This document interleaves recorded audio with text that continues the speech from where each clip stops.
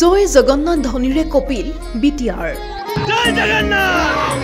জয় জগন্নাথ অৰূপ কুমাৰ দেৰ নেতৃত্বত জগন্নাথ প্ৰভুৰ বিশাল ৰথ যাত্ৰা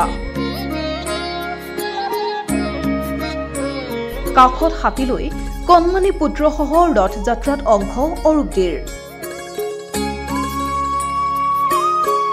আজিৰে পৰা আৰম্ভ হৈছে জগন্নাথ প্ৰভুৰ ৰথ যাত্ৰা ৰথ যাত্ৰা ভাৰতৰ অন্যতম প্ৰাচীন আৰু পবিত্ৰ ধৰ্মীয় তীৰ্থযাত্ৰা বিশ্বাস অনুসৰি ভগৱান জগন্নাথ তেওঁৰ ভাতৃ বলভদ্ৰ আৰু ভগ্নী সুভদ্ৰা ৰথত উঠি ভক্তসকলৰ মাজলৈ আহে তীৰ্থনগৰী পুৰীৰ সমান্তৰালভাৱে ৰাজ্যৰ বিভিন্ন প্ৰান্ততো উলিওৱা হৈছে ৰথ যাত্ৰা ব্যতিক্ৰম নহয় বিটিআৰৰ ইএম অৰূপ কুমাৰ দেৰ তৎপৰতাত উলিওৱা হ'ল বিশাল ৰথ যাত্ৰা জয় জগন্নাথ ধ্বনিৰে কঁপি উঠিল বিটিআৰ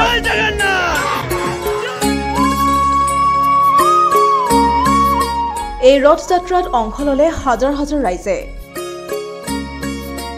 আগে আগে জগন্নাথ প্ৰভুৰ ৰথ আৰু পিছে পিছে কাখত হাতী লৈ এয়া অৰূপ দে